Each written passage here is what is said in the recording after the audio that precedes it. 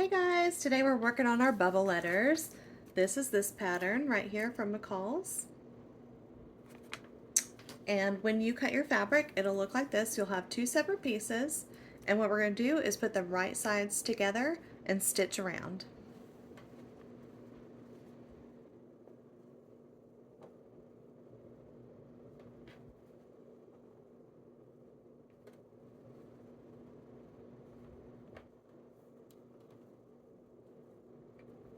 I made marks on mine where you want to leave the opening for you to step it, and then you're going to stitch it close. So we need to mark these a little bit better because I just kind of marked on the end there.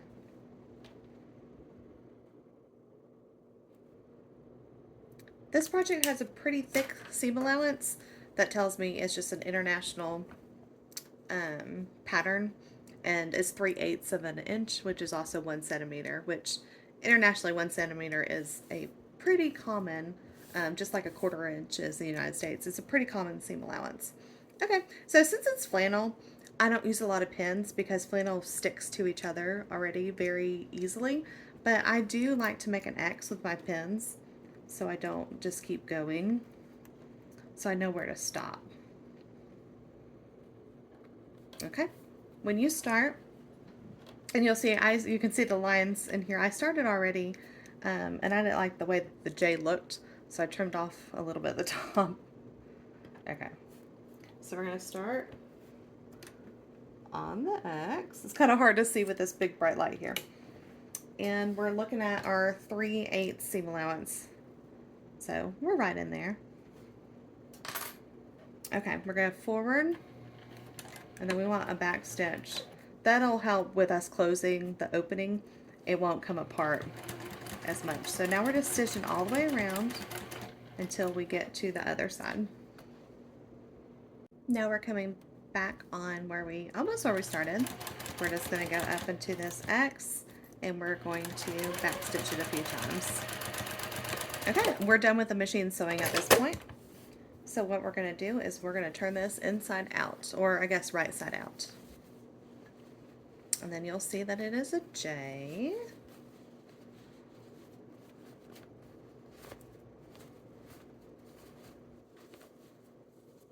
I usually use something to kind of help me do this. A chopstick is a really good thing. Let me get over here so you can see a little more. I think my camera setup might be a little bit skewed to the right. I'll try this little thing right here. We're just going to poke out the letter. This one they don't have any sharp points, so it shouldn't be too hard.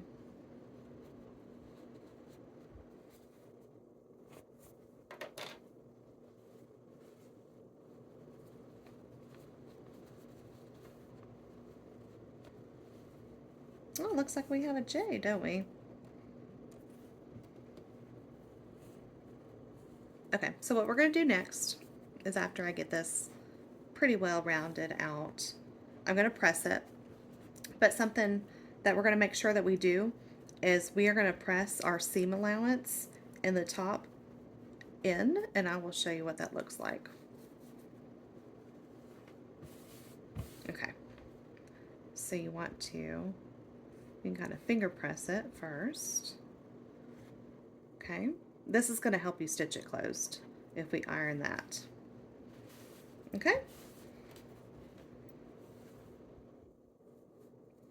so let me go iron this, and I'll be right back. Okay, I came back with just a little bit bigger of a view. Now our job is just to stuff this full. Look at that cute little J. I like that. Hopefully I have enough stuffing. You sometimes think you have enough, and then there's never enough stuffing.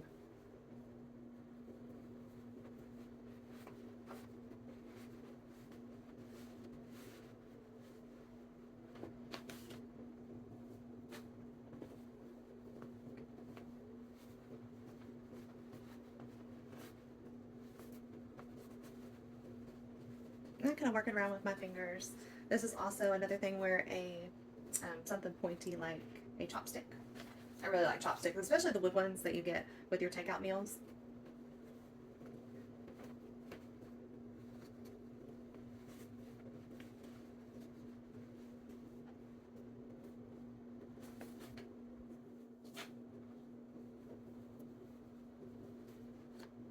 every little spot.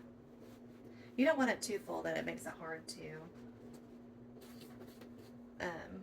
stitch it closed, because this is one of our beginner projects and I don't want you to get frustrated.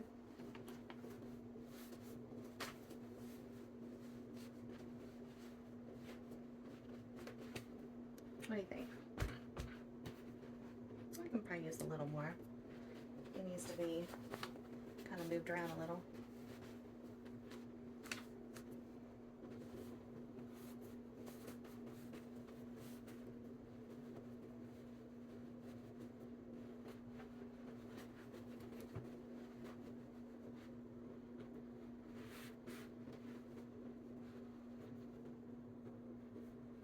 Okay, I think that's good for what we need. So now we're going to get a piece of thread, and I just usually get it from my machine. Make sure your presser foot's up, and then you can pull some of your thread out. And I'll show you a little handy way that I thread my needles.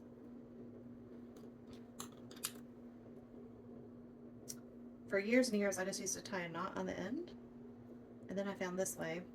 And what I do is I take the end right here, and I put my thumb and the end right here on the top of the needle, and I spin it around a few times.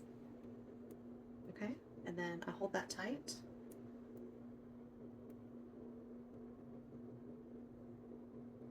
I hold that tight and I just pull it all the way down, that little knot all the way down to the end. Magic. Then I have a little knot at the end. Okay, you're going to want to go in from the inside so you can hide that knot. And you are just going to follow this crease that you made when you ironed. The reason this is called a ladder stitch is because it looks like a ladder until you cinch it up. We are going to go from one side to the other, making our little ladder. Let me get the camera in a little closer.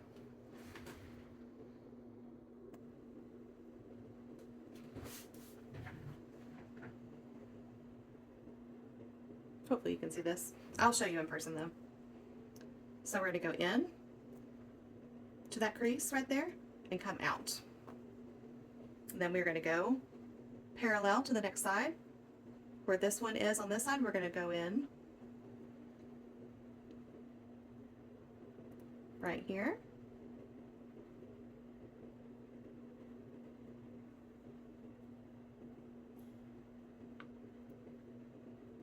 And out.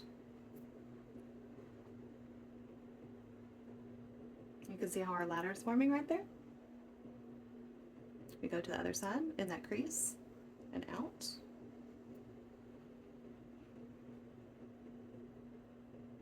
And then we go down. Out. Okay. And I'm going to start to pull it a little bit taut, and you'll see where it just cinches it right up and you don't see the thread. See? So it's hiding. Let me do that again. I think I got off camera. Let me pull it tight.